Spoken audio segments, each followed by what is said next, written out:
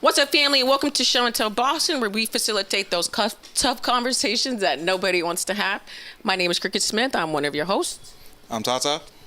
And this episode is about hypertension and diabetes. We have two new family members here representing MA-CEAL and BMC. So let's start with my lady friend to the left, and then you'll introduce yourself, okay? Hi, my name is Shecia. I am a certified diabetes care and education specialist at Boston Medical Center, outpatient endocrinology. Hi everyone, my name is Abayomi. I'm a healthy living director at the Roxbury YMCA, representing YMCA of Greater Boston today. All right, let's start with the first question. What is diabetes and hypertension? Well, in layman's term, diabetes is high blood sugar. That's sitting in the blood. Hypertension is just high blood pressure.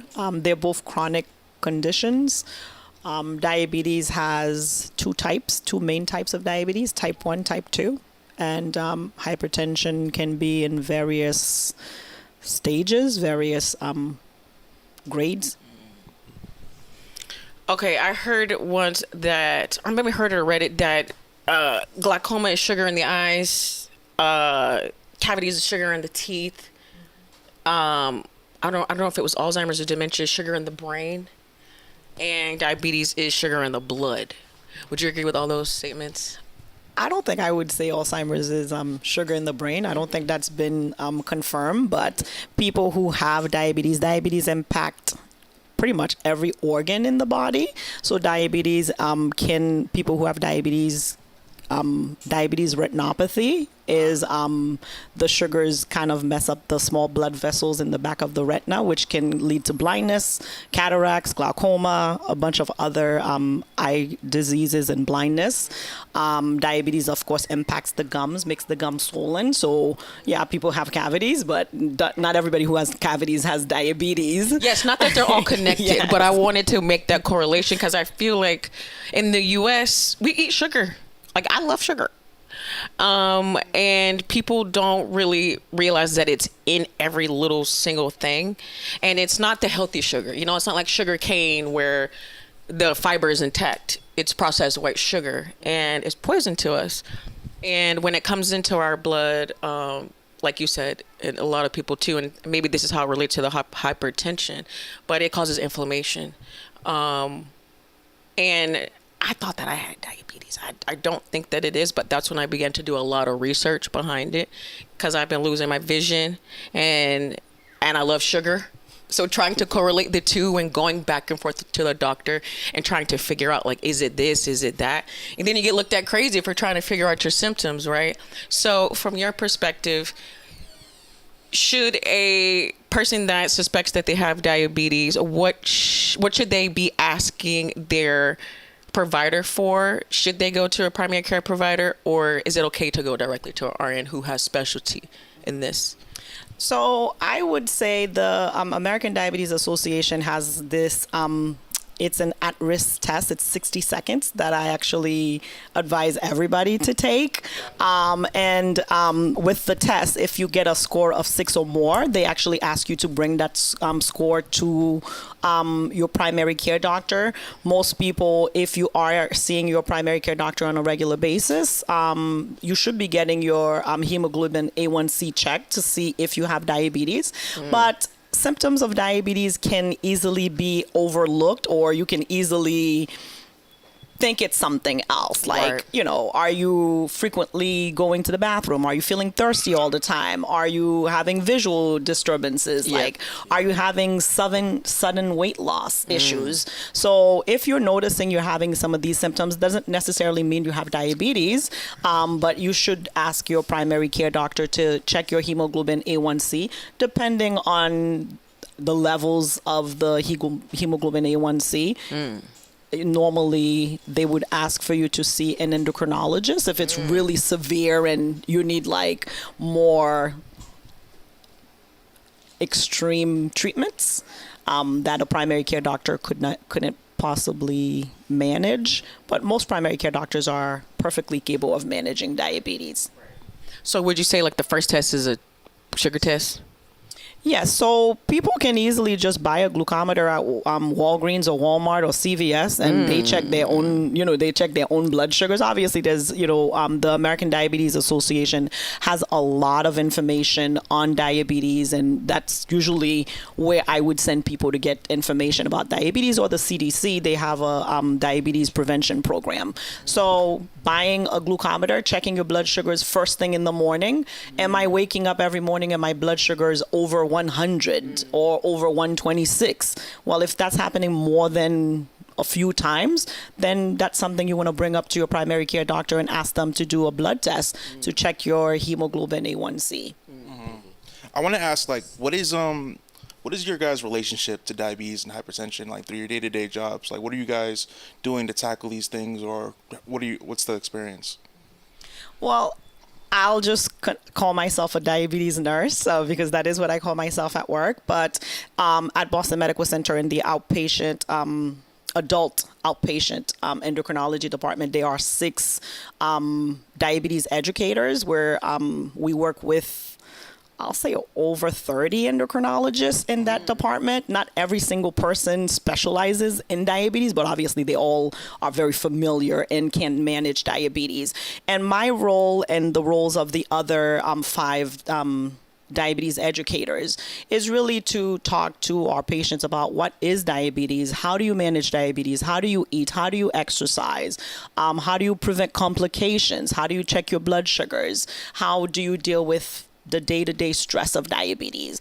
And then out of the 6 of us, 3 of us are dietitians, registered dietitians. So I would say they bring that into the role where, they can really focus on nutrition. So if somebody has diabetes and hypertension, that's a great person to see because they're not the same diet necessarily. So we deal with people who have diabetes and hypertension. The 2 diseases tend to go together. So we deal with that every day. In my capacity, in my role, there's kind of 2 realms in which I deal with it. Firstly would be the kind of base level, working with members who may be either pre-diabetic or diabetic and want to get physically active either to help prevent themselves from becoming diabetic or to help manage their diabetes. So I work with them in terms of their physical activity, their exercise, helping them to get up to those recommended numbers, that 150 minutes a week that is recommended by the CDC. And then there's also my role in programming. So the Y does a diabetes prevention program as well. My role is to help get that into the community, get community members to participate in the program. And this program is geared primarily towards people who are pre-diabetic, so people who are at risk for developing diabetes, to help them make those healthy changes and develop those habits to prevent them from becoming diabetic, and also giving them a community to rally around them and to support them in that journey. Who's the most prone? Like, we're people of color, but as Black people, like, who's the most prone? Is it just Black people in general? There's African Americans. I'm Caribbean. You're Caribbean. Is it kind of like African Americans from Nigeria, like soul food? Who's the most prone to getting diabetes? I personally don't know that answer, nor that I know that they're doing it. Like, there's any research out there that a specific person is more prone to it. I think the issue with African American or brown people with diabetes is not only genetics, it's everything else. It's socioeconomic factors, it's environmental factors. So we obviously are 2 times more likely to have diabetes and high blood pressure than somebody who's not Black and brown. So That makes sense. In your experience, who do you guys mostly serve? So the center I'm at in my community is a predominantly Black, brown, and Hispanic demographic. So that is the majority of people we'll see coming who are pre-diabetic or diabetic. Similarly, I don't know if there's any actual research being done that specific into the ethnicities behind if there is any correlation. I do, however, know that has been shown that you do see higher numbers in black and brown communities.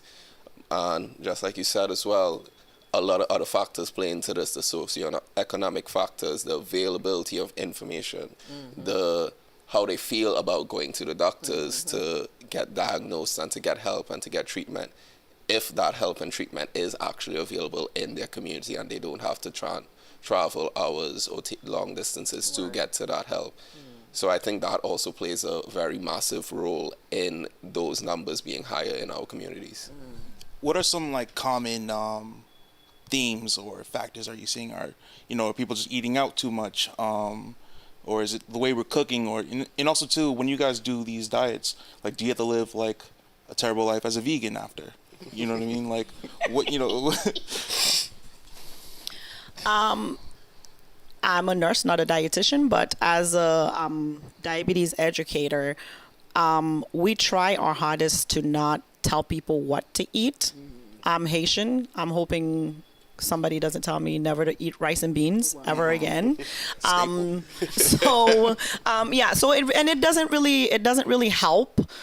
You, as a diabetes educator or as a dietitian, the goal is to try to help modify the person's diet. Obviously, we're not going to say, please keep eating, candy or pastries or drink sodas and things like that. Those, obviously, you would want to remove them from your diet, but we try to modify the diet so that way it's sustainable. Like, this person has diabetes and they have to live with this, so we want to make sure that they're eating things that from their culture that they enjoy, but it's also not making their blood pressure or their blood sugars go high as well. Go ahead. Similarly, for our program, we don't really try to tell people what to do, but more we try to work with them so that they could get a better understanding of the food they're eating and the food that's available to them.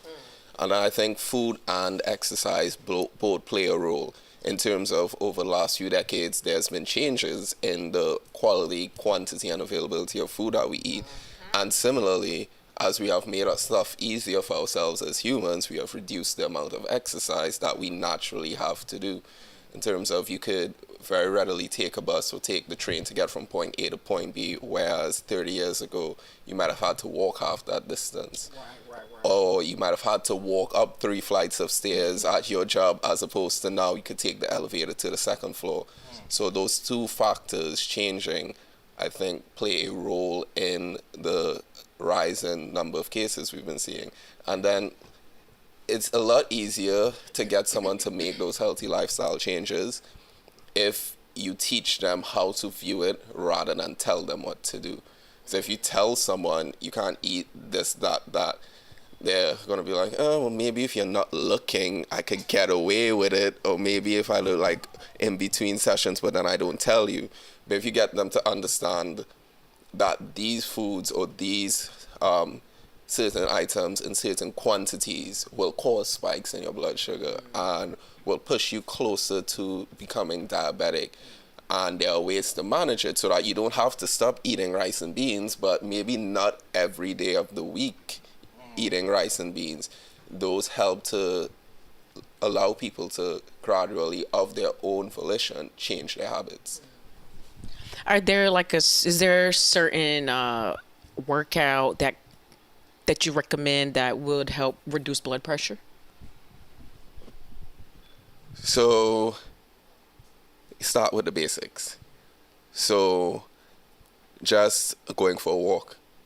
A little bit of a little bit of exercise goes a very long way compared to no exercise. Right. And we have recommended numbers, 150 minutes and moderate exercise and try to lift the weights and do this and do that and do the other.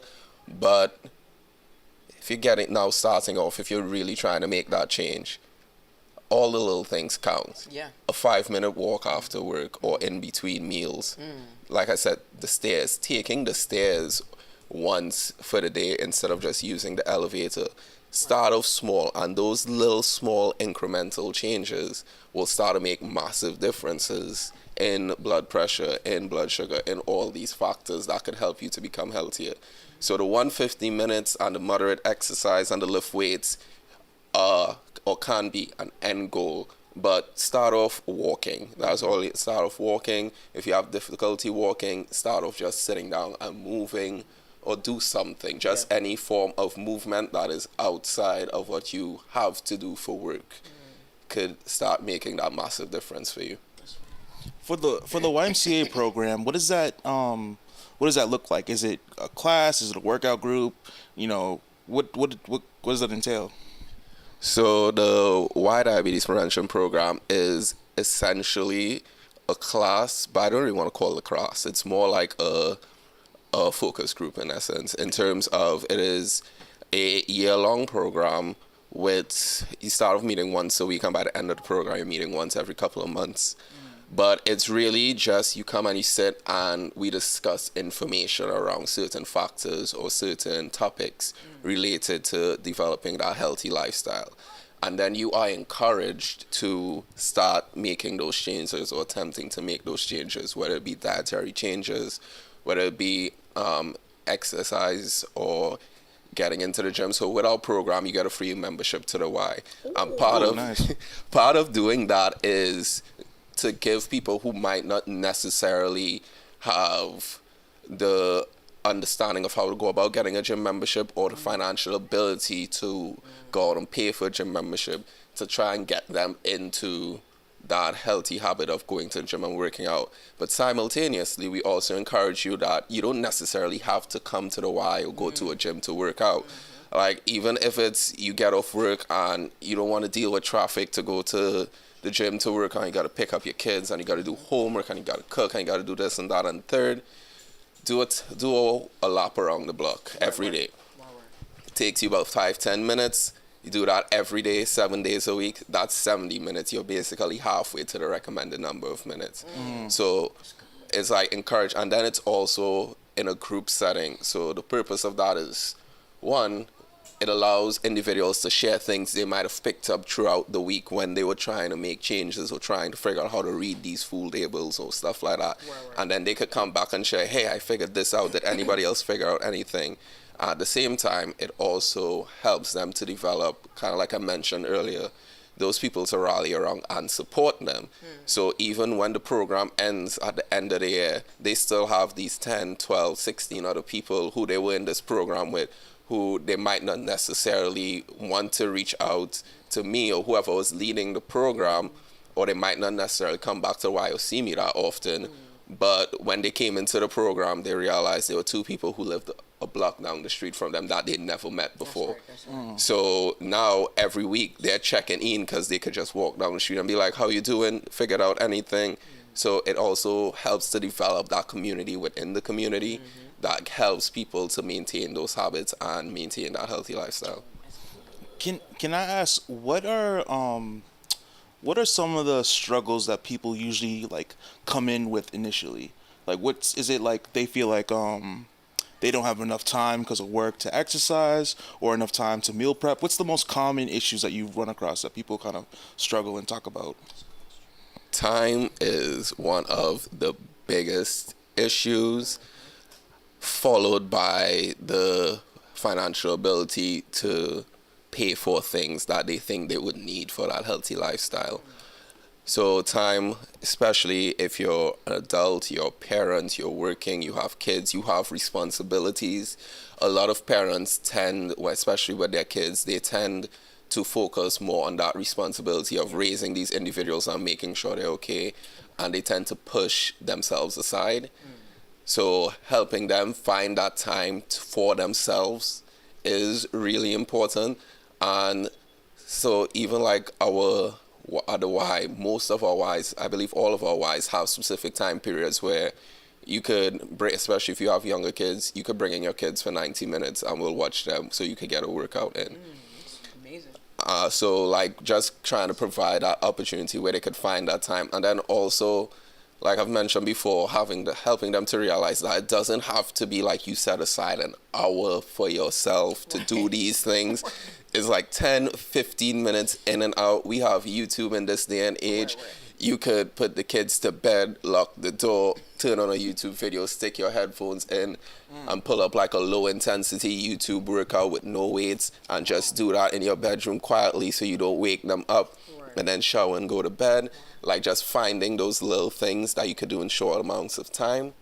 And then the financial aspect of it, where people believe or feel like it's too expensive to potentially purchase the foods they may need, or pay for memberships to go to gyms, or pay for a babysitter to watch their kids so they can go to the gym. Right. And that's kind of where the program comes in a little bit, where you don't necessarily have to spend a lot of money on the expensive organic, farm-raised, farm-to-table foods necessarily to start building that healthier lifestyle. But it's more like understanding what the stuff on the back of the food labels are saying can go a long way. Understanding how to read like your sodium levels, understanding what that calorie count on the back really means, and how the different foods are broken down. And that goes a long way too in helping people to understand how to balance the meals they're making for themselves. So I'll speak like just actually I had a patient that I saw yesterday, and we talked about exercise, and I know that that was one of the goals that we were going to work on. So I actually hold my patients accountable. So if we made a goal a month ago, when we come back, I go to my last note and I'm like, at our last visit, the goal was, to try to see how can we get 30 minutes of exercise. I know that's the goal, but that's the goal. So in terms of food, obviously in the Black and brown community, money can definitely be a factor. And I always say to my patients, you don't have to go to Whole Foods and buy, expensive foods. They have farmers markets that you can just buy fresh groceries. They have, I know at Boston Medical Center, we have the food pantry, and I always make sure that every new person that I see for diabetes education, that I assess that they do have enough money to buy healthy foods, or they do have enough money to pay, will I go and buy steak if I have to pay for my light bill? No, I'm not going to do that. So we try to, we give them a referral to the food pantry. And I always say to them, there's no shame. Nobody's shaming you when you go downstairs to the food pantry. And I have gone downstairs in the food pantry myself. It looks like a regular doctor's office, and twice a month you can go. I tell them, bring a nice sturdy bag, and they'll give you food. And I usually say to them, supplement. That's free food that you're getting.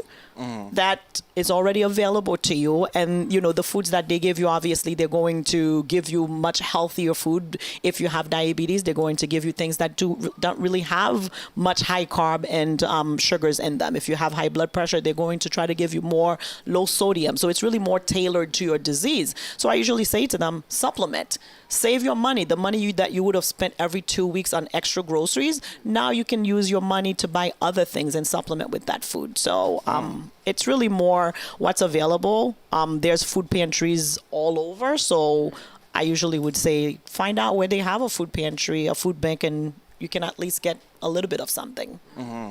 That makes sense. For the YMCA, what does the relationship with MA-CEAL, like how do you guys help each other out? So the Y partners with a lot of other organizations within the Massachusetts area, within the greater Boston area. And similarly to like how we're here, we really worked with each other to share information to the community, to provide services to the community. We are a large organization, but one doesn't do it all. And working with these other organizations like MA-CEAL, like BMC, that target sometimes similar facets of issues that we deal with, and sometimes things are completely different. It allows us to give our members access to resources that we potentially don't have on our own, and simultaneously it allows us to provide resources to people who are related to MA-CEAL and to BMC that BMC and MA-CEAL might not necessarily be providing on their own. So it's really just working in collaboration to just make the community better and really introduce as many resources to our community members as possible.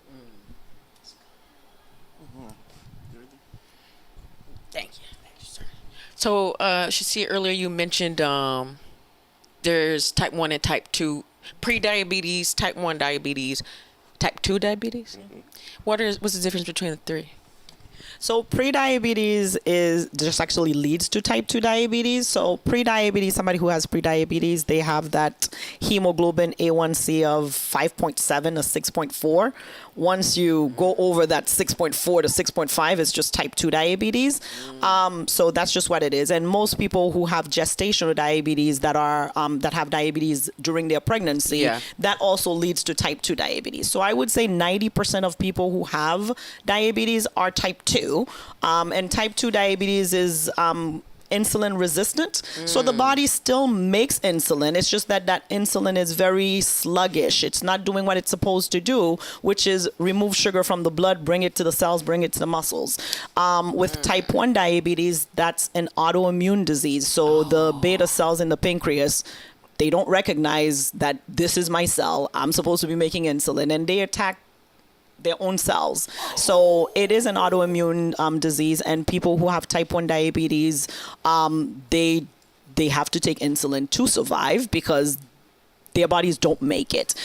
It used to be known as juvenile diabetes, but we're finding now that people like in their 70s or 80s are finding that, they were misdiagnosed. And when they do like the extra tests and check for antibodies and all of that, that they have type 1 diabetes. So it's not really more of a child's disease anymore.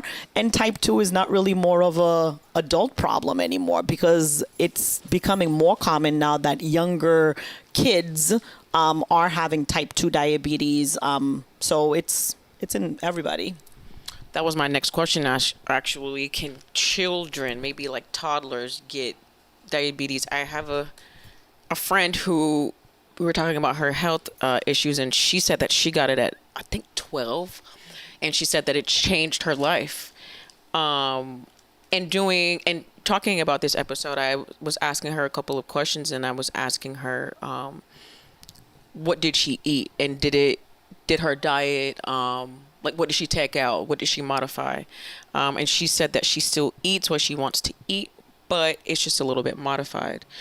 So my first question to you is: can children under the 5 get diabetes, and can diabetes be cured if it gets recognized like early enough? So with type 1 diabetes, they have like small infants, toddlers, 1-year-old, 2-year-olds that have type 1 diabetes. I would say with type 2s, we're finding them much earlier now. I know I've read that their 5-year-olds are getting type 2 diabetes. So the earlier prevention is great. I would say in terms of type 1s, your body, yes, it doesn't make insulin, but at the beginning of the disease, if it's caught very early on, and there's ways that they can try to see if they can help keep those cells, keep those cells that makes the insulin. So early intervention is great for type 2 diabetes, for sure, 100%. I would say that. The earlier you find out, the better you can manage your diabetes and not have the complications of diabetes, because it's not diabetes that's killing people, it's the complications of diabetes that's killing people. So in terms of modifying diet for children, I would say it's important. My mother has diabetes, and I've had prediabetes, and I was able to modify that through diet and exercise and not have my A1C be 5.7. Now it's down to like 4 point something. So a little bit goes a long way, like he was saying. Exercise. How can I get my child to be more active? We know children are active, but how can I get them to be more active? Can we go to the park? Can we ride a bicycle? If we live in a neighborhood where it's not safe, can we dance? Can we jump around? Can we do jumping jacks inside the house and do like some fun activities and not, be on our iPads and, our games and stuff all day? Can I try to start introducing healthier vegetables? Like, I know that's a struggle for, small children, trying to get them to eat vegetables, but how can I make this vegetable fun? How can I cook it in a way where it's not like, I don't want to eat this broccoli? So I think we can make small changes very early on, so that way we're not going to the complications of diabetes. How much sugar is like too much for a child. It's like a candy bar, like a week, okay. But also, I heard somebody say like grapes, like a bowl of grapes is kind of equivalent. It has that much sugar as like just a general candy bar. Yeah, so like a grape is like 1 gram of carbohydrate. So I focus on total carbohydrate.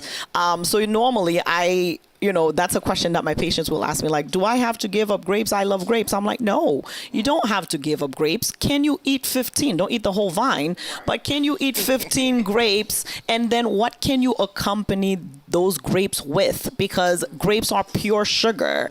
They're just going to spike your blood sugar right away. What can you eat that's a protein, that has a little bit of fiber, that's going to kind of like offset, so that way the sugar doesn't go up as fast? Like, can I eat some grapes and have like a tiny bit of nuts, or a spoon of plain yogurt, or a few spoons of cottage cheese? Like, can I mix those? Yes, you can do that. In terms of like candy for children, it's just more like, once you start introducing it, like I can say, even like as a diabetes educator myself, like my children, they like the candy, but I feel like once you start introducing it, it's a little bit tough to kind of take it away. But can we substitute this sugar cravings for fruits? Yeah. Can we start eating more fruits at home? Can we have fruits on the table for for our children to have? And then we don't like to use food as a reward. So, if they ate one small candy, could it be a dark chocolate instead that has more antioxidant? So, what drinks would you have people like stay clear of? Anything with sugar in it, anything that has carbohydrate. In terms of, I normally say to my patients, try to not drink your carbohydrate and try to chew your carbohydrate. So just don't drink it at all. Don't drink it at all unless your blood sugar is less than 70, you're feeling dizzy, you're feeling shaky, you're sweaty, you're having a low blood sugar, and you need sugar to go your blood sugar to go up right away. Just try to stay away from the juice. Are we gonna have like a juice police around telling you not to drink? No, we're not. But just be aware. Like, am I going to have, let's say I ate, I don't know, 1 cup of pasta with chicken and broccoli, and I'm like, oh, this is a very healthy meal. But then I followed it with a cup of pineapple. I love pineapple juice, but I just decided to have like a whole cup of pineapple juice. Well, now I just added carbohydrate on top of carbohydrate. So do I want to say that we should be drinking juice? No, but if like you really can't stay away from the juice, how can you modify the juice? How can maybe you add a little bit of water, maybe not drink the juice after you've had like carbohydrate.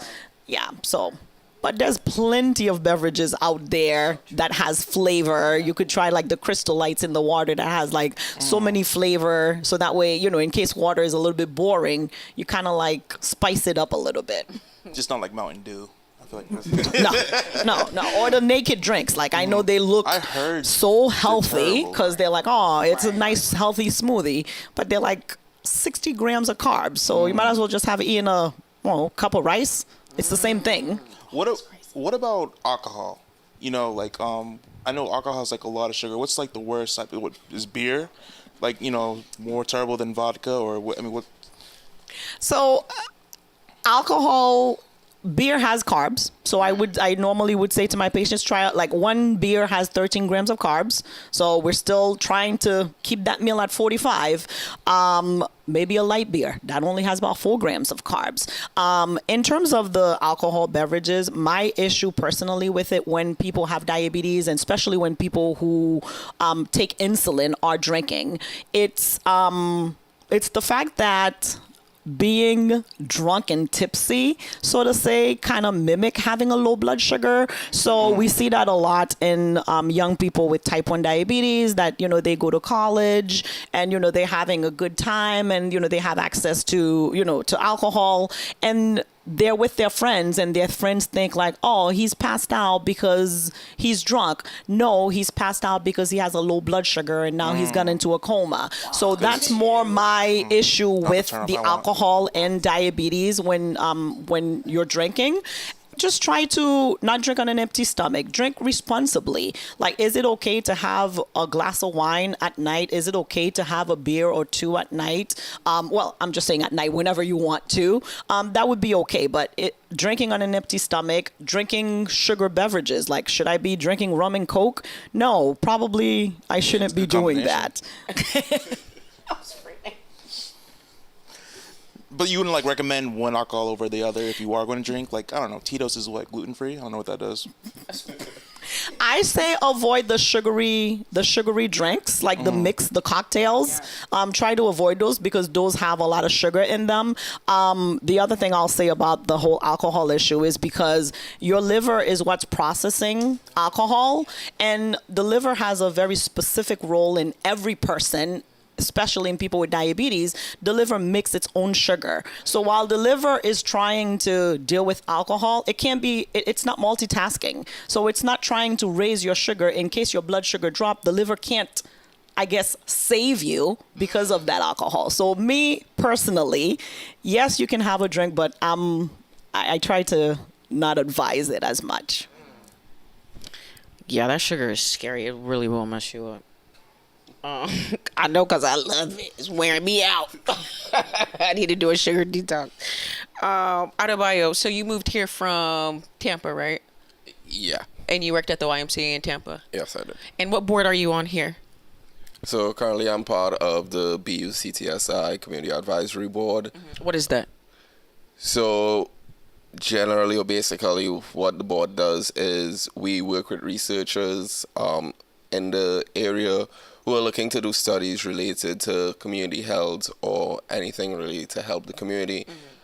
Basically, we help them to make sure that they're looking at all the different aspects so that the studies are equitable, that they will work within the community, that they will work to help the community. We also try to help point them in the direction of resources that could help them get into the community or meet community members. So it's really just trying to make sure that all these researchers who have these great ideas for things that could benefit the community actually are on the right path in terms of what they're doing and who they are interacting with. That's good. What sort of things, like initiatives, did you guys take in order to establish community, engagement and collaboration with the YMCA? So the advisory board in itself is it separate, the two? Yeah. Okay. Yeah. The advisory board itself is made up of individuals who work for multiple different community organizations. So we try to share information with each other about our events that we're having, invite each other to different events, try to work together. And then when working with researchers, we try to invite them to our events or invite them to our centers or our locations, especially if they're dealing or doing research in a topic that is something that we see reflected in our members or in the people we are helping. Apart from just being like, you could change this, you could fix this, we'll be like, hey, come to my location. I think this is something that our members could benefit from. Come talk to them, see if anyone's interested.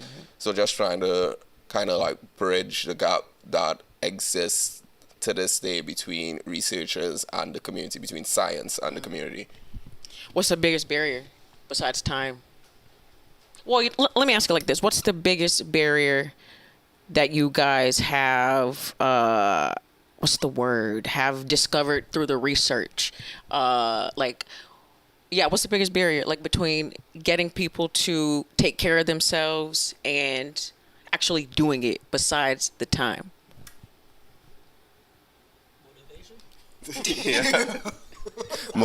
Motivation and consistency. Yeah. The motivation really and truly is something that's hard to do because real motivation has to come from within. Like we could try to bribe people and be like, if you show up, we'll give you this, that, and the third, and that will work to an extent. But that just works to get them in the door. That doesn't necessarily work to keep them on track once they walk out of the building and in between sessions. So really and truly working with them to develop that internal motivation, that understanding for why they're doing what they're doing or why this is necessary. And then that consistency. And a big factor with consistency is a lot of people, if they slip up once or they fall off once, that's it. They're not going back. I already messed up. It's over. And just kind of helping people to understand that consistency is something you have to work at. Yeah. And I do this with clients as well all the time when I'm training people, is just because you missed a few days or you missed a week, yeah, you were doing so well and then you missed a few days or you missed a week. But right now, you're still better than when we first started. So you could always just start back on Monday and then try to be consistent for as long as you can. And you're always going to have those little bumps. You're always going to have that, like you fall off the horse. But you got to just dust yourself up, process what happened. Why did I slip off? What happened? And then figure out, all right, what can I do to make sure this doesn't happen again? Or how can I reduce how often this happens and get back to it? Like, consistency doesn't necessarily mean that you start and then until you go into the earth, you're just going at it. Right, that's so true. Because operating with that So mindset, you don't give yourself the grace that you need as a person to actually be successful. So it's really and truly getting people to understand that it's okay to slip up, it's okay to make mistakes, it's okay to, like, not necessarily accomplish it on the first try, but that first try is a step towards our accomplishment. That's good. What's your personal approach into motivating? And because I feel like motivation, determination is different. You know what I mean? Like, I feel like determination, you've already established your why. Motivation, you just got a spurt of dopamine. Well, so what's your personal approach to motivating your clients and like maintaining consistency? Do you give them like affirmations? Do you just be like, go, go, go, you can do it, you can do it? What you do? So one of my favorite things to do, especially with clients, is when, for example, let's say we are doing assisted pull-ups, and over time, through sessions, we'll change weight, and there always comes a point in time where it kind of like clicks to them that, hey, this feels kind of heavy again. And then I'll be like, yeah, but when we started 6 weeks ago, you needed 20 or 30 pounds more assistance to even move yourself. And now, yeah, it's heavy again, but you can move, you can do it. So it's like those little like intervals of when it like clicks to them that they got used to what we were doing before and now it feels different again. It feels like the first day. I'm going to be like, yeah, but just think, this is how it felt on the first day. This is really and truly how it felt on the first day. And the weight is different. You look different. The way you felt coming in this morning is different. How long you're going to be sore for is different. Like, you're going to, when we start, some of my clients, when we start off, we'll do one session on Monday, and next Monday they'll be like, I was sore until I couldn't get out of bed until that's Friday. The worst. It was hurt, this, that, and the third. And then eventually we progress to like maybe doing 2 sessions a week, and we'll do like a Monday and a Friday. And Friday they'll come in and they're fine, and they're still complaining, man, I was sore until Wednesday, I couldn't move. Right. But you chop 2 days off of that. That's right. So it's just like showing them or like giving them those little revelations that it might feel, some of the things might still feel the same, or this might be a similar feeling. But the capacity of it is way different from when we first met and we first started working together. Right. And this is where you're at now. This is how long it took. Where we're going to be in a couple months. Come on. You remind them of how great they are. That's amazing. I wanted to ask you another question too, but I forgot what it was. What's your motivation for what was your determination for first of all for fitness, but it seems like you love it so much you were willing to become a Boston transplant. Like you have to love it to do it. So what was your determination for sticking within the YMCA and just locking in and even being a part of the board to really provide resources and help people? So I've always been active.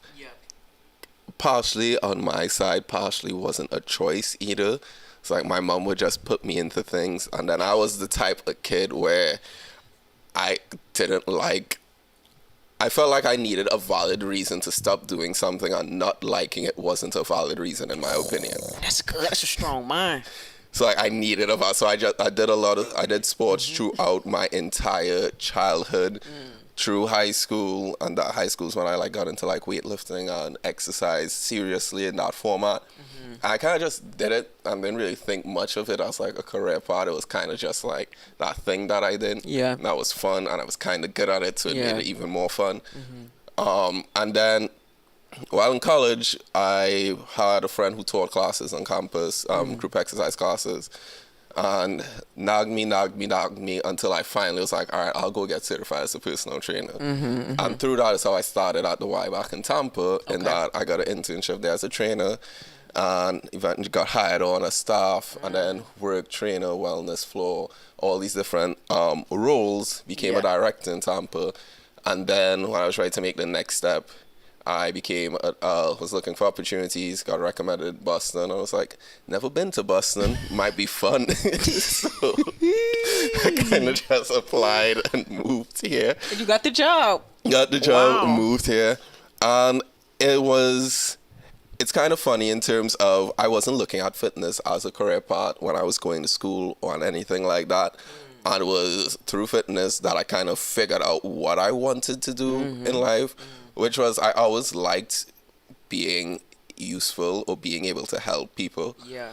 And it kind of clicked that this was the perfect fit in terms of being able to help people become healthier, achieve their goals, become fitter, better versions of themselves. And just haven't really looked back since. Just been enjoying what I do, enjoying the journey, enjoying helping people and seeing the difference that something that I feel like comes kind of naturally to me can make to someone else who 100% needs that guidance. 100%. Welcome to Boston. Thank you.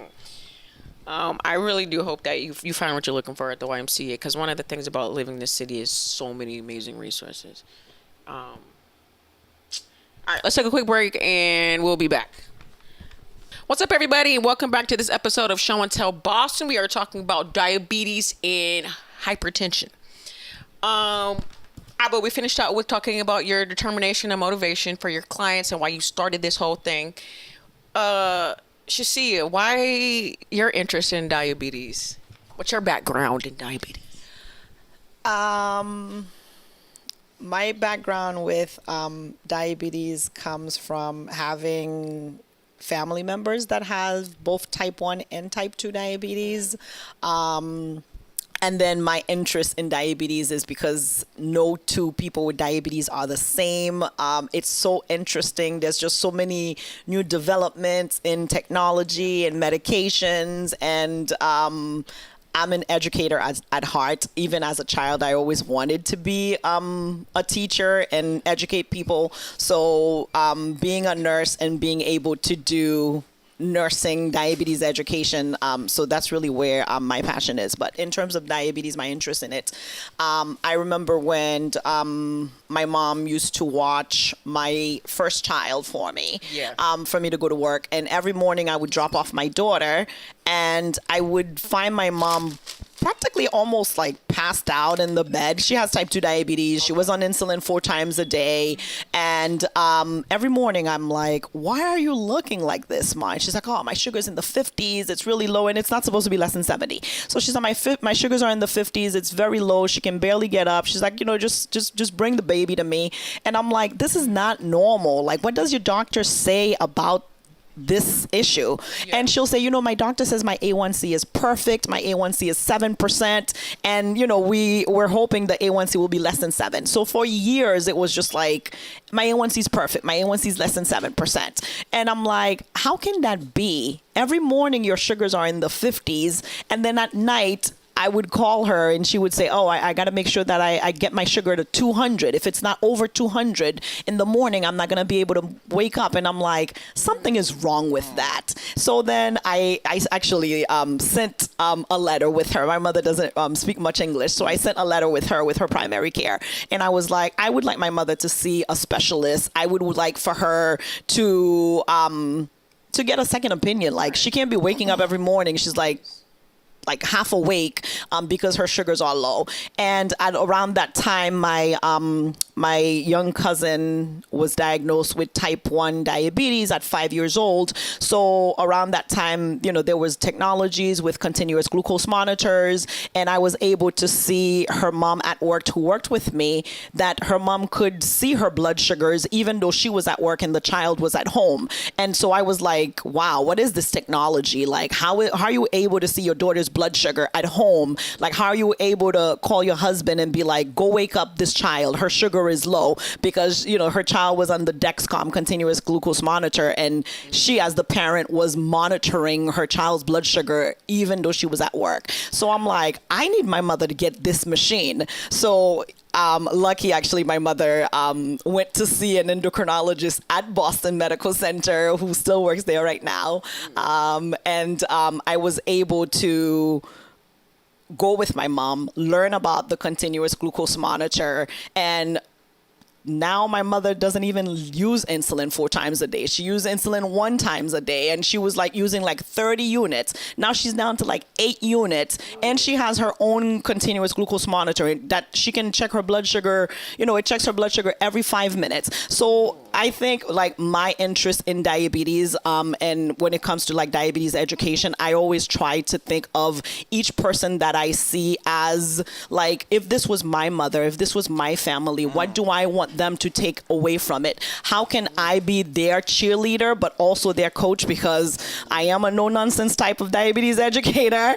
I love my patients, but I hold them accountable, and when they see me, they know that I'm on their side. I only care that they get better, that they don't have complications. Like, I myself don't have diabetes, but when I meet with them, I just want them to understand that I don't want this to happen to you. Like, diabetes is not a death sentence. You can manage it. And I'll say to them, 90% of diabetes is self-management. I don't go home with you. Your doctor doesn't go home with you. None of the other diabetes educators go home with you. So you need to be empowered. You need to know what to do when you are at home to manage your own diabetes. So that's my passion about it. Can I ask, what were some of the lifestyle changes or things that like you and your mother did that helped to reduce that medication and become better? So in terms of for my mom, she's old school Haitian. So it's really like more portion control, like, yeah, it. So, it's really more like, maybe you could have a little extra chicken. Maybe you can have a little extra fish, but less rice. So that way the protein is going to help your blood sugar not spike so much. Maybe instead of eating white rice, you could eat brown rice. Maybe instead of rice, you could have bulgur. You could have farro. You could have quinoa. You could have millet. All of those things have a lot of fiber in them. Maybe instead of the root vegetables, because, islanders, we love our root vegetables, but it's understanding that these root vegetables, if you're eating plantain, it's practically like you're eating rice. There's really no difference in terms of its carbohydrate. So how can we learn, how much of it to eat? Like, if I wanted to eat half of a plantain, could I eat half of a plantain and my blood sugar doesn't go up? Could I mix it with some vegetables? Could I mix it with some kind of a meat? So it's really learning how she can eat food that are in her culture, but kind of like in a smaller portion. So then that way she's not changing who she is to manage the diabetes. And I'll say this to my patient, and my mother, obviously, she knows this, like, I control this diabetes doesn't control me. So yeah. Just to double back on that, because I was just like, so even like boiled plantain is kind of just like super high in sugar. Like, yeah, the root vegetables do have carbohydrate in them. So I focus more on carbohydrate. If anything that you're reading or that you use, Calorie King or MyFitnessPal app on your phone, and I usually will teach that to my patients. If there's no nutrition facts label, like these grapes right here, there's no nutrition facts label on them. Okay, well, let's use our Calorie King app and let's ask, is there carbohydrate in grapes? Well, you'll be able to read the nutrition facts label. So in terms of like changing lifestyle, can I walk some more? Like, can I walk 5-10 minutes after every meal? And then get that 30 minutes, 15 to 30 minutes of exercise a day? Can I modify anything else in my life? Can I give up juice? Right. If nothing else, can I give up juice? Can I give up, like sweets and things like that? How can I start making those small little changes to the point where I'm like, I don't need to take insulin 4 times a day. I can take insulin 1 time a day and still be able to have an A1C of 7%, but without having these highs and lows all the time. I had one more question about diabetes. Type 1 and type 2, can you get that at the same time? So, no, you would not be like, nobody would have 3, both. Right? No, Okay. nobody's having nobody's having both. You either have type 1 or you have type 2. And obviously, like I said earlier, type 2, 90% of people have insulin resistant diabetes, which is type 2. So they wouldn't have both. Going into more hypertension, can we get that restated, like what hypertension is? So hypertension is high blood pressure. So I normally will tell people try to avoid salt, sodium in their foods, added sodium, obviously not having like table salt, like salt on the table to add to the food. But even then, everything has sodium. Like if you're reading labels, everything has sodium, especially the canned foods or the frozen foods that has the preservative. So in terms of like high blood pressure, that is not my specialty, because my specialty is diabetes, but I do see patients that they always have both most of the time. And for the YMCA, do you guys have a program that focuses on hypertension at all, or? So at the Y, we do have a blood pressure self-monitoring program. I know a few of our locations have it and some more trying to get it started up, and the program basically provides participants with a blood pressure monitor and asks them to monitor their pressure, check it once a week, and then they come back in and report and meet one-on-one with whoever's running the program, and they'll discuss like changes they've been making, because for some people, really and truly being able to see that those numbers, understanding what the numbers stand for and then seeing those numbers because they're checking every day, helps them to kind of be able to make those steps and pick up like, I did this for this week and the numbers are down. Maybe I should keep doing it, or this works and this doesn't work. And then they meet with whoever's in charge of the program and they kind of discuss what they're doing, what next steps are. So that is the one program I know of that we have that looks at that blood pressure and hypertension. You said earlier that hypertension and blood and diabetes kind of go hand in hand. I was just asking, like, why is that typically? So in terms of, I'll go into the kidneys. So the kidneys' job is to filter things out. We see that in diabetes where the sugars are not, they're impacting the kidneys. So the filtering system of the kidneys are not doing what they're supposed to do.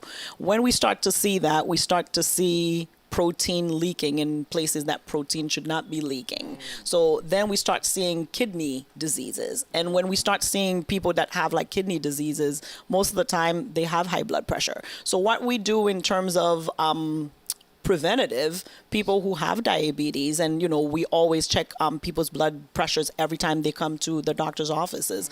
There are certain medications that they can actually already put them on. I know lisinopril is one of them that they usually will use like a low dose of that just to protect that kidney, but also to help your blood pressure not go up as well.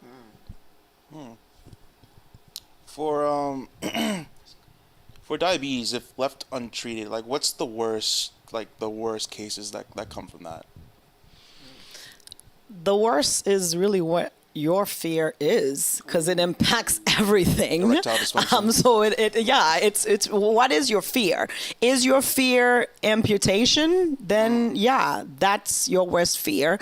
Is your fear kidney failure and being on dialysis and waiting for a kidney transplant? Then that can happen. Is it going blind, having retinopathy? Is it with the amputations, having numbness and tingling? I'll go into that for my male patients. Is it impotence? Is it erectile dysfunction because now the nerves have been damaged? So diabetes impacts everything in the body. Is it losing all your teeth? Is it having a heart attack? Is it having a stroke? Like, it impacts everything. So it's really, I don't know if one is worse than the other, but to me, kidney failure, going through dialysis 3 times a week, having a heart attack, having a stroke, possible death from these things, going into diabetic ketoacidosis, that type 1s, sometimes they'll go into, if their sugars are too high, and being in a coma. It's really more like, what is the worst thing for you? Like, what's the worst for you? Mm-hmm. Why does it give you erectile dysfunction? Like, what is it? Like, what's the science behind that? So the science behind that is because sugar is not, with diabetes, it's sugar in the blood, in layman's term. It's not supposed to be in the blood. Sugar is not, the blood is just supposed to be flowing, not have a bunch of sugar and plaques from cholesterol and other things that's in there. So when there's a bunch of sugar in the blood, it damages the nerves, the male and female body parts, those are nerves. So for women, diabetes impacts women as well in terms of sexual functions. They're more prone to having yeast infections. They're more prone to having low libido. They're more prone to having vaginal dryness, which may make what's that? Vaginal dryness, which may make vaginal dryness. Which may make that uncomfortable. But for men, it's the same thing. It's the nerve that's damaged, so there's no blood flow going to that. So then they have erectile dysfunction. I went into that only because I just recently had this conversation with a patient, and that was the worst thing that could possibly happen for him. But you know what? I had to respect that. That's important for him. And maybe for me, I'm like, oh, it's dialysis. But for him, that's what it was. Working penis. Sorry. No, I mean, when you guys said motivations, I would have started with that. So he was motivated. He was motivated. Yeah, he was motivated. I think that motivated him. Like, if we can get these blood sugars under control, then that will help with blood flow. If we can get the blood sugars under control, maybe my vision will be better. So that's motivation for people. What type of different medicines? Because you've been hearing a lot about Ozempic. I don't even know what that is. Okay, we'll talk about it. Is that, first of all, how do you feel about Ozempic? Because I've been seeing that people that's actually been using it shouldn't be using it. Yeah. So in terms of diabetes, there's so many medications out there right now. There are insulins, but there are multiple types of insulins. There are oral medications. There are multiple oral medications, and each of them, they all work differently. Some medications are targeting the pancreas and helping the pancreas make insulin. Some medications are helping your kidneys filter out sugar, like remove sugar from the body. Some are helping you be more insulin sensitive, because remember, type 2 diabetes is insulin resistant. So all medications are not the same, and that's one of the things that I go over with my patients each time that I see them. Each medication that they're taking, how it helps their diabetes and how it works in the body. So in terms of the GLP-1s, the Ozempic, the Trulicities, the Munros, those type of medications, the way that they work, and they work in the brain, they help cut down on your appetite. They help you feel fuller. So if you're eating this plate of food, you get fuller faster because it kind of slows down the digestion. You're not really thinking about food all the time, like I'm hungry, I'm hungry, I'm hungry, I'm hungry. And it also helps your body's insulin work better. It helps your body make more of its own insulin, hence bringing down your blood sugar. Do they modify these medications in terms of Ozempic, Wegovy? Same medication. One is used for weight loss, one is used for people who have diabetes. In terms of Trulicity, do they have Trulicity and then they have another medication for weight loss? But it's pretty much the same in terms of the brand name of the medication. So are there people out there that are misusing these medications and making it hard for people who have diabetes to be able to get those to lower their blood sugars? Yes, but the bigger question is, are they buying it on the street? Like, I don't see anybody buying Ozempic on the street. Like, who's prescribing that to them? Exactly. So I think that would be more the bigger question. If obviously there's a weight issue, obviously these medications, they help a lot, because if we can bring down the weight, then, for somebody who has prediabetes that's overweight, can we give you a medication like Munro? Can we give you something like Zepbound that would help you lose some weight, and that way you're not going into type 2 diabetes? Yes, there are real reasons for it, but I do know that, some people, they're on it and like they shouldn't be on it. Right. For both of you guys as like service providers, what's the biggest reversal, or like maybe someone who's had like a bad case of diabetes, like what's the biggest reversal that you kind of seen them make after they've been a patient? Or that's a good question. So by the biggest reversal, you mean like how they were able to like treat themselves? Yeah. So I would say there is a young guy that I see that I would say he had like one of the highest A1Cs I've ever seen, 17.7. What should it be? It's really supposed to be less than 6.5. Oh. So the sugars were very, very high. He was the highest I've ever seen. And in about like 6 to 9 months, his A1C was down to less than 7%. He was off all his insulins. And it was really more his motivation to not, he was obviously in the ICU when he first found out with sugars in the 800-900s. So it was really more his motivations to never have to be in the ICU and be in a coma ever again. And we were able to say, you're doing a great job. We hold each other accountable. We'll see you again in 3 months. But it was really more exercise, changing his diet, making sure he was consistent with the exercise, with the diet, checking his blood sugars himself every day, just to make sure when I eat this food, it spikes my blood sugar. Well, what are you going to do about that? I'm going to modify this food, or I'm going to cut this food out completely from my diet because I don't want that. So I have seen like people completely, I wouldn't say cure diabetes, but go into remission where they don't need medications anymore, but more type 2s, not type 1s. Okay. Got it. Okay. Similarly to that, with an individual I had, their motivation was simply they didn't want to take insulin every day. Like, that was point blank, period. I just don't want to have to do this every day. And made the dietary changes, became active. Their job was somewhat sedentary. They became active, working out, going for walks, doing exercise, walking around at home. And with the diet changes and the activity changes, got themselves to the point where they didn't need to take the insulin anymore. And they've been maintaining fairly well since then in terms of not needing it. They still go in to get checked to make sure that everything's good. Yeah. But again, their entire motivation was simply, I don't want to have to give myself insulin every day, multiple times a day. I just don't want to do it. And they managed to make the change. Shout out to you, friend. Yeah.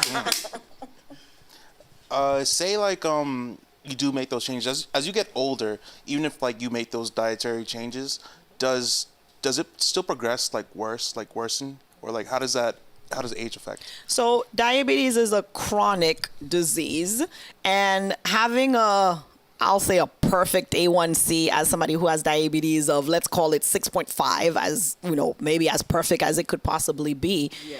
Your body makes red blood cells every 2 to 3 months.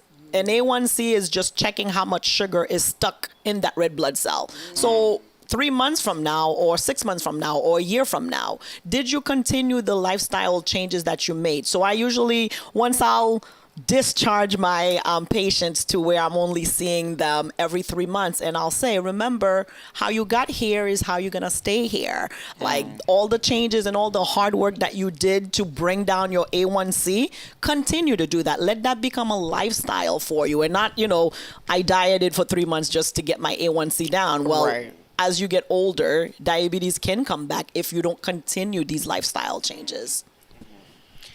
Abo, your client who did the work, would you, how many clients do you say would you have, maybe average, that have diabetes? So personally for me, it's not as like straight on clients, not as frequent. It's more like members who will come for advice, basically.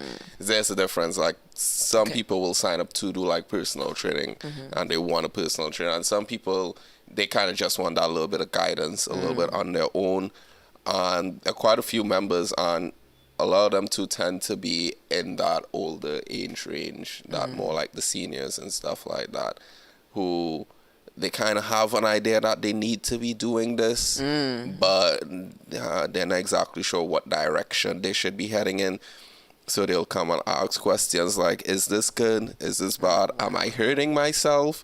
Or like, oh, I felt this here. Am I supposed to feel it here? So there's a lot of them that'll just come, and they always come and they'll talk to you for a couple minutes, and then they're always like super thankful at the end to like just have somebody sit down and actually listen to them. Right. Like, a lot of them like to apologize to others. It's like, sorry, I talked to you for so long. It's like, Please. you're good. But so it's like quite a few of them, but they also always tend to be in that like older age range. The guy who helped himself to get better, was he older too? Yeah, a He little bit, was. yeah. At that point in time, yeah. And part of me feels like to making those changes at an older age helps in terms of, yes, they did get to the point where they had diabetes and they needed to, but when you're older, the kids are out of the house, you might be already retired or on the way to retirement, so it's a little bit easier for some of them sometimes to stick to those changes, because now they are at a point where they can really and truly focus on themselves and stick to it, as opposed to someone who's trying to balance everything, and now this is just another thing they're adding to the table to juggle, which should have been there in the first place, because it's really and truly taking care of yourself. That's right. But we tend to always put ourselves on the back burner. Right. And I feel like for those individuals who have gotten to the point now where their kids are out of the house, done with work, and they can really and truly like zone in and focus on themselves, if we can help them to make those changes, it really and truly sticks for the rest of their time. How do people sign up with you or sign up for the program? Do they just go to any YMCA in the Boston area, the Hyde Park one, Roxbury, Dorchester, and just say, hey, I want to get part of this diabetes program? Or, how do people go and sign up to do these things? So I probably should know this off the top of my head, but I don't know exactly all the locations that are running the program right now, because it's not all of them. What I would recommend is you can walk into your nearest Y and ask.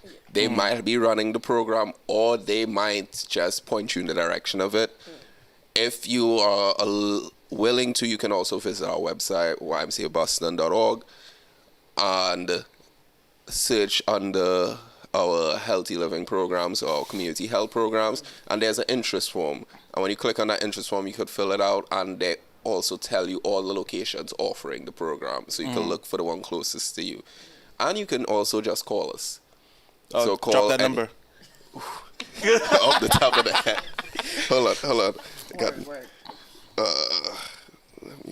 This is going to be the Roxbury number, but hey, give us a call.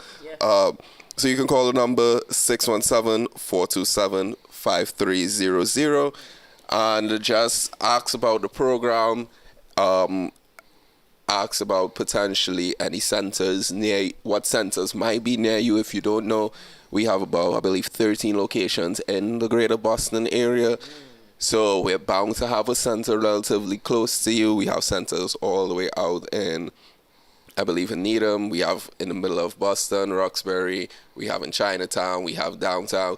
So just call, look for your nearest location, and find out. And they might not necessarily have the YDPP program or the diabetes prevention program, but you could also always ask about all the other programs we do have, or just coming in if you just want to get started for yourself. And are there any programs or resources that you would like to tell people about? Well, I'm always going to talk about our program because that is what we do in the endocrinology department. That is our specialty as a diabetes program. We have group classes that we offer at Boston Medical Center that we run every month. It's 3 2-hour group classes where we will go over pretty much everything diabetes, a comprehensive program. Our program is recognized by the American Diabetes Association. So they monitor us. They make sure everything that we're doing is the way that it's supposed to be. And the information that we're giving to our patients are, current information and information that's coming from like a good resource, not Googling stuff. Yeah. I love Google. So we want to make sure we're doing diabetes.org. We're doing the CDC, to get the correct information, because there's a lot of misinformation out on the on the internet. But in terms of our diabetes education program, it really depends on your insurance. Some insurances require for you to have a referral to see a diabetes educator. Some of them do not. Most of our patients, their primary care can just send a referral for diabetes education, and we are more than happy. We have a navigator that is one of the things that specifically that she does. She'll call you, she'll schedule you. If you need a one-on-one with an educator, we'll put you on one-on-one with an educator. If you need somebody who speaks Haitian Creole, whoop whoop. We have people who speaks different languages, and obviously interpreters always to give you the information in your language. One of the things I came here with is our diabetes resource book that we worked really hard on for the past a year and a half to get this book, and we were able to get this book translated in Haitian Creole, in Spanish, in Portuguese, and Vietnamese, which are the other 4 major languages that are spoken by our patients at Boston Medical Center. That's something that I was very passionate about once I came to BMC. I would say, well, this information is in English. How can my mother read this information? She doesn't speak English. So how can we get information out there in the community to people who do not speak English? So this diabetes resource book that we have, you can go to the Boston Medical Center website to learn more. You can get the PDF version of it on the website. Do they have those at the hospital? Yeah, we give them in our program, in the diabetes program. You can always see a dietitian. You can ask your doctor to put a referral, primary. You can ask your doctor to put a referral for you to see endocrinologists. So most of the patients that I see are also seeing the endocrinologist. We have a multidiscipline team base. So they see the endocrinologist. They would see a nurse practitioner that specializes in diabetes. They would see me or the other 5 diabetes educators, whether it's the pharmacist educator, whether it's the dietitian educator. It's really a one-stop shop, so to say, for diabetes. If maybe your issue is not nutrition, maybe you're doing great with diet, and your issue is medication. Well, we've got a pharmacist diabetes educator, 2 of them that are specialized in all medications diabetes. We have 2 dietitians, 3 dietitians that specialize in all sorts of diet, whether you've got kidney failure or you've got heart failure and you've got diabetes and you're not sure, or you've got celiac disease and you're not sure, diabetes is telling me to eat whole grains, but I can't eat whole grains. Well, we've got 3 dietitians that are diabetes educators that can kind of specify and specialize your own type of food that works specifically for you.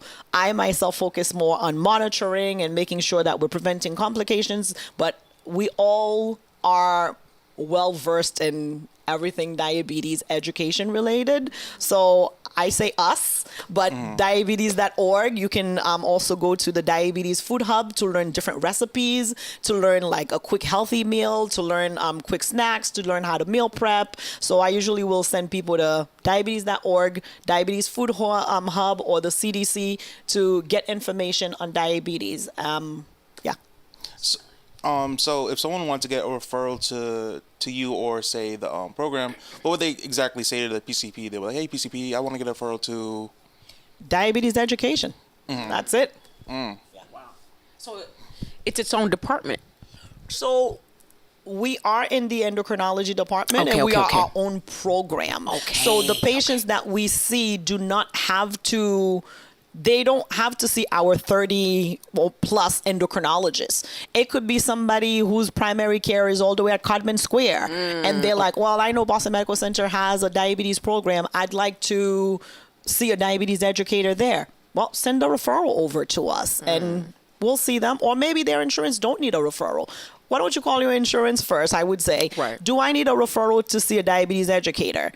If you have diabetes, you can see a diabetes educator. Insurances will pay for 10 hours of diabetes education the first year that you're getting diabetes education. And we do half-hour visits. So that's 20 visits. That's a plethora of information. You can come back as much as you need to come back, or you can come back. And then, or go through our group classes. The group classes are 2-hour group classes. So that's 6 hours that you get there. And then you get additional hours, more one-on-one, more tailored to what about me? Right. Like, what do I want to know versus what you're teaching in the group settings. Or you can easily just go through. We have just regular dietitians that don't specialize in diabetes, but only in nutrition. And we have dietitians that specialize on weight management. If you don't have diabetes, but you have like weight issues, we have dietitians that specialize specifically into that. So one-stop shop. And would there be anything else you'd like to share or like leave the general public with? Maybe like preventative measures or just like last thoughts? So I would say you can start making small changes. Start cutting out, simple sugars in your foods. Start eating more whole grains. Start eating more legumes, more vegetables, more things that has fiber. Start drinking more sugar-free fluids. Start with just 10 minutes exercise. 15 minutes until you can get to 30 minutes of exercise. Start getting adequate amount of sleep at night, at least 6 to 8 hours, because sleep also impacts diabetes as well. Just these simple things. Just focus on making small changes in the diet. Eat a balanced meal. Does my plate have protein? Check. Does my plate have fiber? Check. Does my plate have the smallest amount of carbohydrate? Yes. Okay. And then keep doing that. Kind of echoing that, small steps, baby steps. At the end of the day, you're really and truly just trying to get to this goal of being healthier, and you don't have to get there today. And it is a lot more likely that you will be successful if you don't try to get there today. You just need to know that that's the direction you're heading and start off small. A little bit of exercise here, a little tweak to the diet there. Don't need a gym membership. You don't need to switch grocery stores. You don't need to switch shopping aisles necessarily.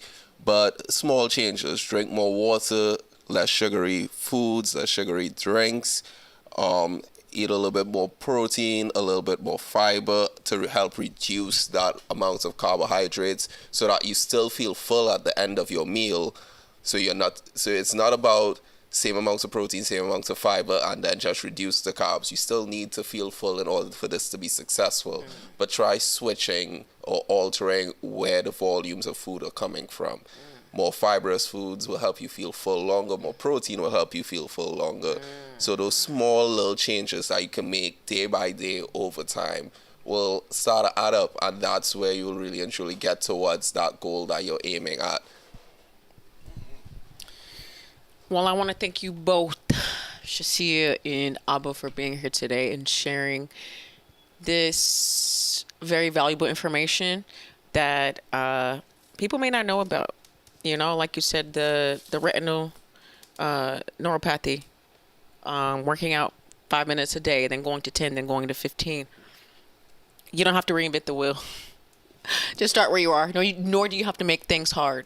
Just start where you are. That was my takeaway. All right, family. This wraps up our episode about diabetes and a little bit of hypertension. Just a little. We hope that you guys enjoy this episode as much as we enjoyed creating it. And we will see you at the next to the last workshop topic. Adios. It's a wrap.